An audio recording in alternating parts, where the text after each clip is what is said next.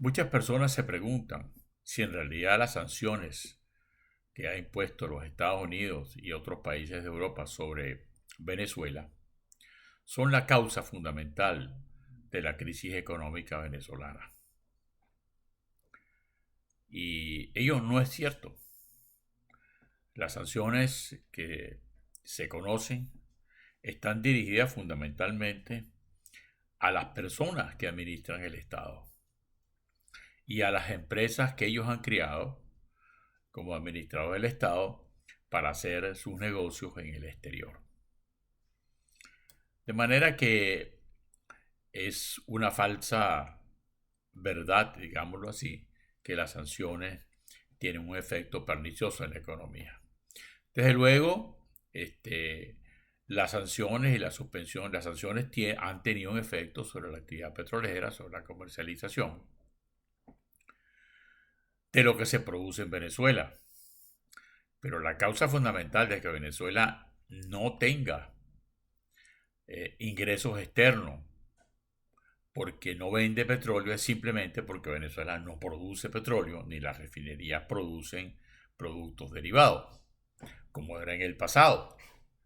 De manera que la causa fundamental de la crisis económica y la crisis de exportaciones, de ingresos por exportaciones, proviene del mal manejo de la industria petrolera, del deterioro inmenso de las instalaciones, que hemos llegado a que de una capacidad de 900.000 barriles de refinación sea apenas a veces producir 100.000 barriles internos, si no hay que importar gasolina.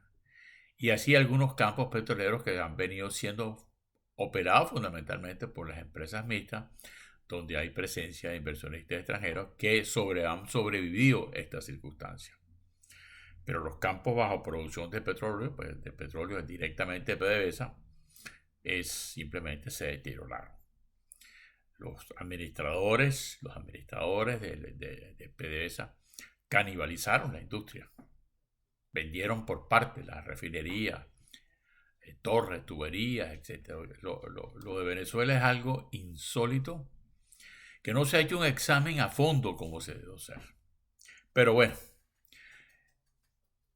el objeto de este video es hablar de las causas estructurales de la economía venezolana, porque no es capaz de crecer y porque no es capaz de darle prosperidad a los habitantes. Debo empezar por señalar que la actividad económica tiene como finalidad al hombre.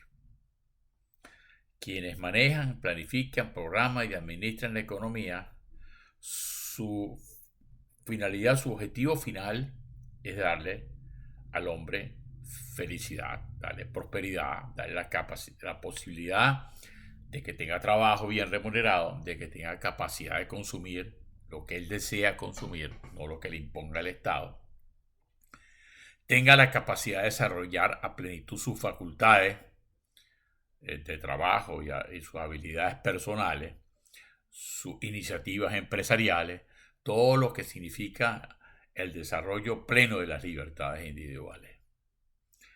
Y por supuesto que pueda tener vivienda, entre otras, y que en su conjunto la pobreza sea disminuida, de manera que sea una proporción muy baja de la población la que tenga problemas de pobreza. En todas las economías del mundo hay una proporción muy baja de las personas que tienen problemas de pobreza, que tienen empleos, etcétera. Eso sucede. Sin embargo, en el caso de Venezuela, consideramos que el 90% de la población está bajo pobreza y algún 70% sobre pobreza crítica, es decir, que no tienen capacidad de ingreso ni siquiera para consumir lo básico y tampoco lo básico existe.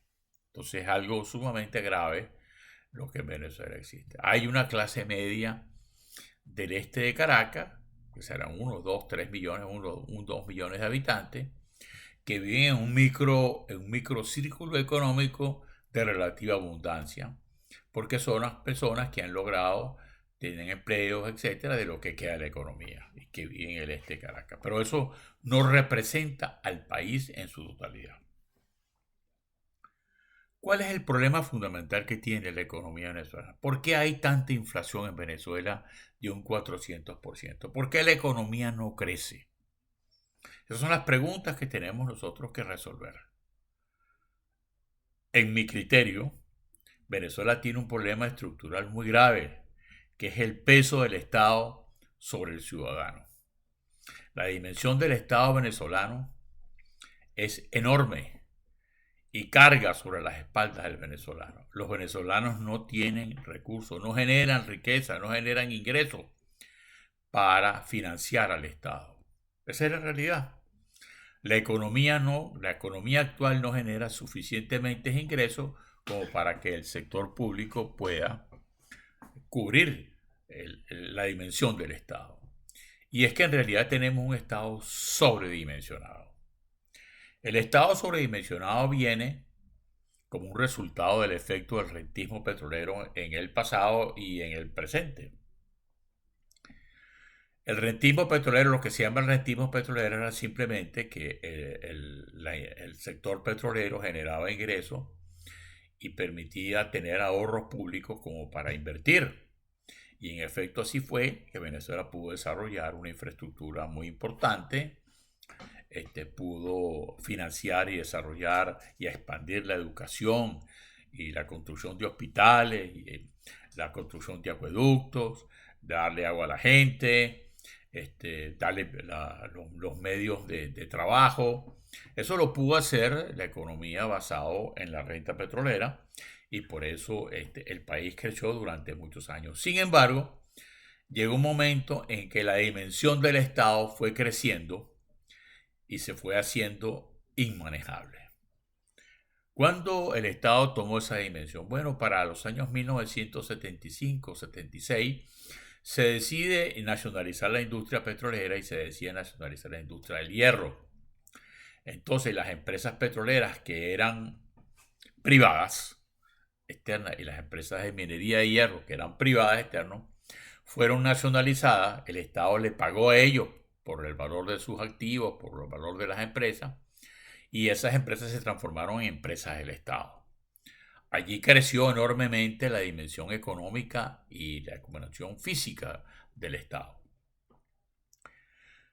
A eso hay que agregarle la creación que ya venía, la creación de las empresas de Guayana para aprovechar sus recursos naturales de aluminio, las empresas de producción de acero, sidor, y todo lo que es las actividades relacionadas con esa producción de aluminio y acero en el área de Guayana, incluso hasta la minería de bauxita. Pero adicional, el Estado era dueño de la compañía de teléfono, era dueño de las compañías de transporte y de otras empresas agrícolas, etc. Y el Estado fue creciendo.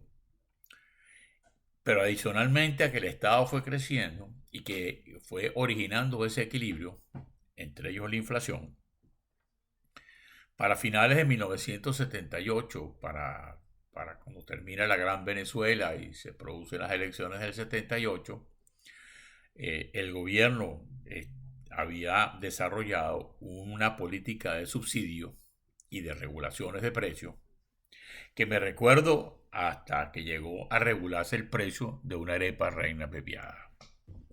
Eso a mí no se me olvida a lo extremo que llegó, tratando de controlar la inflación por vía de regulación de precios, lo cual siempre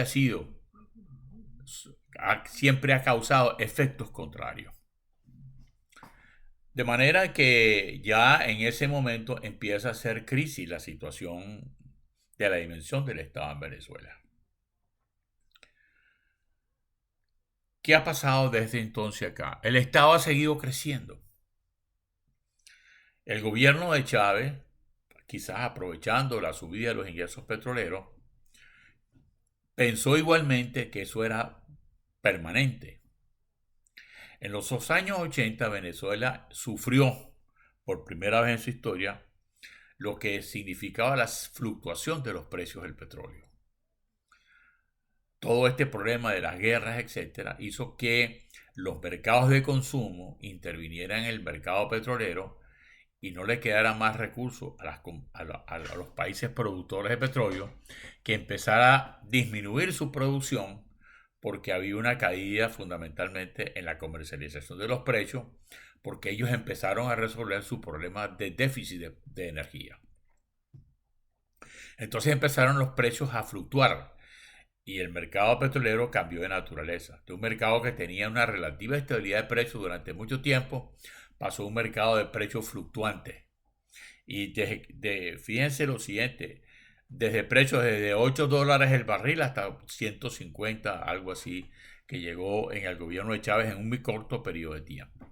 Desde luego, esa fluctuación errática de los precios del petróleo afectó a Venezuela a partir de los años 80 y Venezuela empezó a observar enormes desequilibrios económicos, fundamentalmente por el efecto del déficit público de las empresas del Estado. Sin embargo, en el gobierno de Chávez eso se aceleró mucho más allá de lo que debía ser, porque el gobierno de Chávez expropió empresas, entre ellas nada más y nada menos que la Electricidad de Caracas, que era la empresa privada de mayor significación del país. La empresa de Electricidad de Caracas le prestaba un servicio excelente al área metropolitana de Caracas, a el Valle de Guarena, Guatire, y además le prestaba un servicio excelente allá en Paraguaná al complejo refinador, porque allá montó unas plantas de Electricidad de Caracas para garantizarle energía al complejo refinador, que es un alto consumidor de energía. El gobierno de Chávez expropió la Electricidad de Caracas. Las acciones de la Electricidad de Caracas eran el instrumento de ahorro básico de la mayoría de la gente, cajas de ahorro, ahorristas medianos. La gente de la Electricidad de Caracas llegó a tener millones de accionistas. Bueno, eso desapareció y pasó a manos del Estado y se fusionó con otras empresas y se creó un monstruo de empresas del Estado que se llama Corpoelec, que es un monstruo de 1000 cabezas, que viene siendo muy mal manejado desde su inicio y ha hecho que el país pase a tener enormes déficits y interrupciones del servicio eléctrico, apagones, etc. Y el país siempre está en riesgo. La mayoría de las grandes ciudades del país del interior, salvo Caracas, están sometidas a razonamiento por el mal manejo de esas empresas. Eso lo hace el Estado venezolano. ¿Y por qué el Estado es causante de eso? Por una razón muy simple. Si usted agarra el gobierno central, que es deficitario porque tiene más gastos de los ingresos que tiene, porque no hay los impuestos sobre la renta no permiten financiar ni siquiera al gobierno central. Si a eso usted le agrega el déficit de PDVSA, porque PDVSA ahora tiene pérdida. PDVSA pasó de ser una empresa superavitaria, generadora de ahorro, a una empresa deficitaria. Es una cosa sorprendente que poco se comenta. PDVSA tiene hoy en día más de 130.000 empleados y trabajadores. Cuando PDVSA estaba en su mejor época, apenas tenía 30.000 trabajadores y ya se pensaba que eran muchos. Y producía, ¿no? Lo que he mencionado anteriormente. Además, veamos el resto de las empresas del Estado. Se volvió a nacionalizar la compañía de teléfono. Ahí está produciendo pérdida. Se volvió a nacionalizar el Banco de Venezuela. Ahí está produciendo pérdida.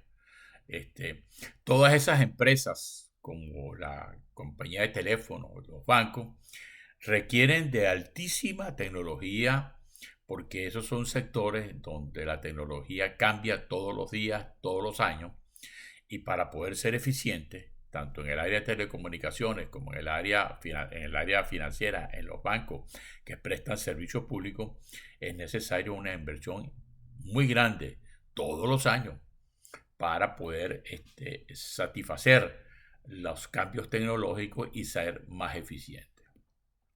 El Estado tiene no sé cuántos bancos hoy en día, el Banco del Tesoro, el Banco Industrial que sigue sobreviviendo y quizás otros bancos que son de menor importancia. Pero adicionalmente el gobierno del presidente Chávez expropió empresas en el sector agrícola, empresas en el sector manufacturero, y así creó un inmenso monstruo de empresas del Estado, que se estima que el Estado tenga más de 500 empresas del Estado. De esa magnitud es el problema. Todas esas empresas son deficitarias, es decir, producen pérdida. ¿Y cómo hacen para cubrir esas pérdidas?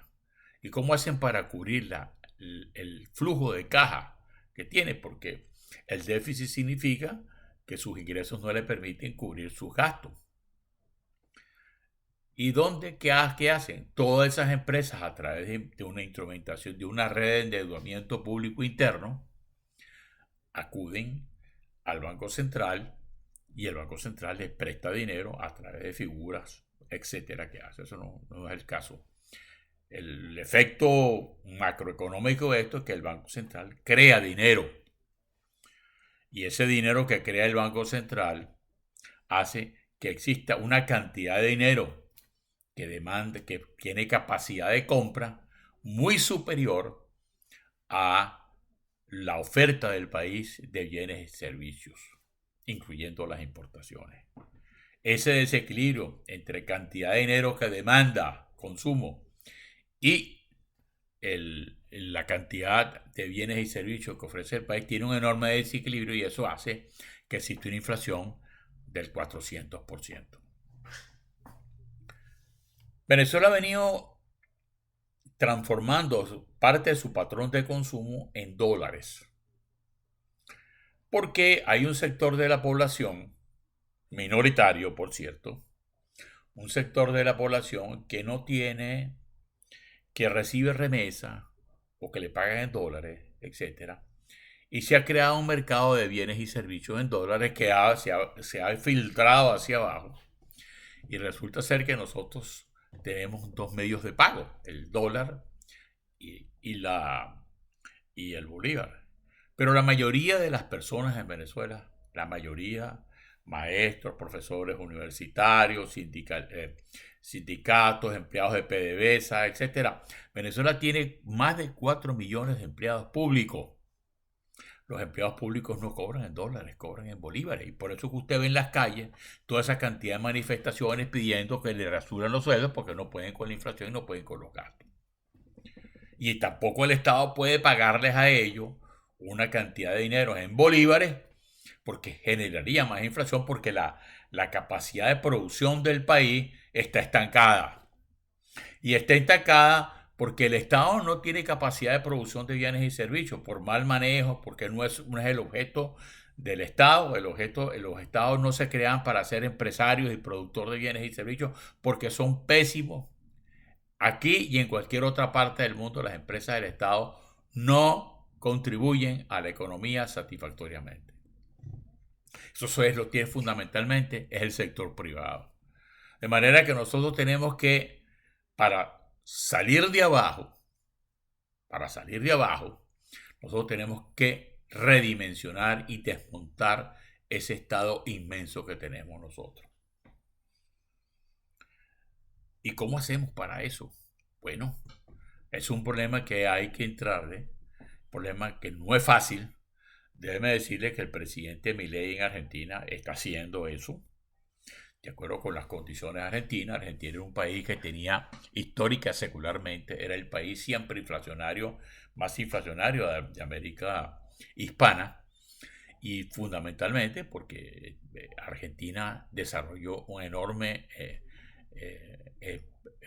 conjunto de empresas estatales, y además en Argentina, como es un estado federal, que Venezuela no lo es, pero la Argentina sí es estado federal, los estados no generan ingresos suficientes y ha habido que financiar las provincias. De manera que hay una causa de déficit en Argentina, que son las provincias, y además todo ese conjunto de empresas del Estado que hay allá. Caso ejemplar, el caso de Aerolíneas Argentinas, el caso de los ferrocarriles, etcétera, que son empresas que ha habido una exageración en el uso, en el pasado de esas empresas, pues que la gente no paga el servicio que presta. En una época de 10 pasajeros en Aerolíneas Argentinas, 8 o 9 pasajeros vivían, no pagaban por alguna razón, porque eran empleados públicos, por aquello, por lo otro. Igual pasaba con los ferrocarriles. Igual pasó en Venezuela con el caso de Viasa, que yo lo viví intensamente durante 2 o 3 años después de la privatización. Igual, la misma cosa, pues la gente vivía, viajaba en Viasa gratis, de manera que Viasa no generaba los ingresos suficientes porque la gente viajaba gratis. Diputados, senadores, familiares de los empleados, etcétera, etcétera. Es mejor análisis. Bueno, ese Estado no es bueno administrando empresas y es necesario que eso pase al sector privado donde haya productividad, eficiencia, manejo de los mercados, tecnología, todas esas cosas, de manera que con todo eso funcione.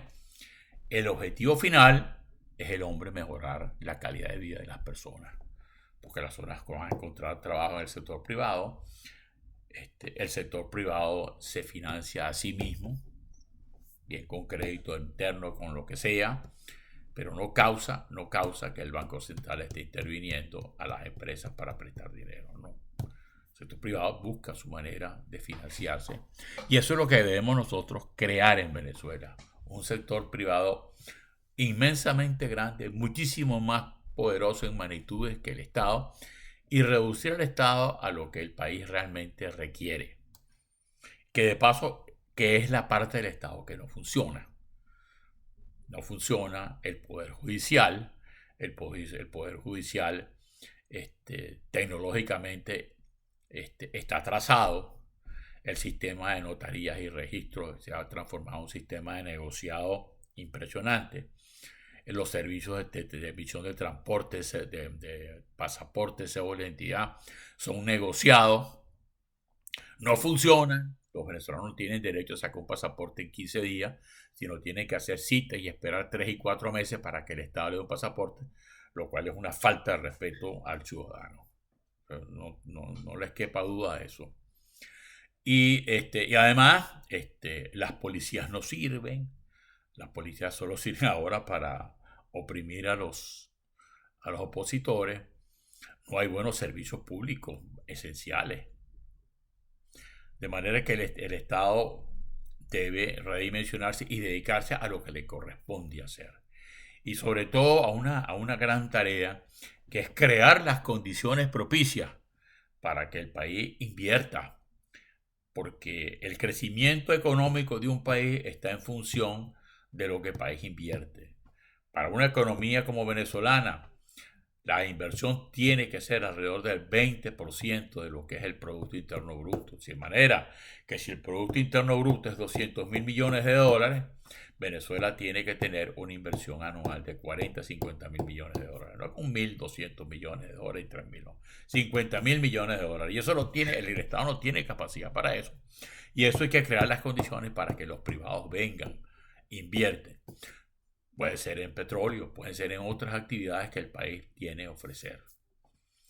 Venezuela tiene plantas ensambladoras de vehículos que tienen que mejorar a sus dueños, la Chrysler, la Ford, la General Motors. Venezuela puede ser perfectamente exportadora de vehículos. Venezuela tiene que integrarse a los mercados regionales.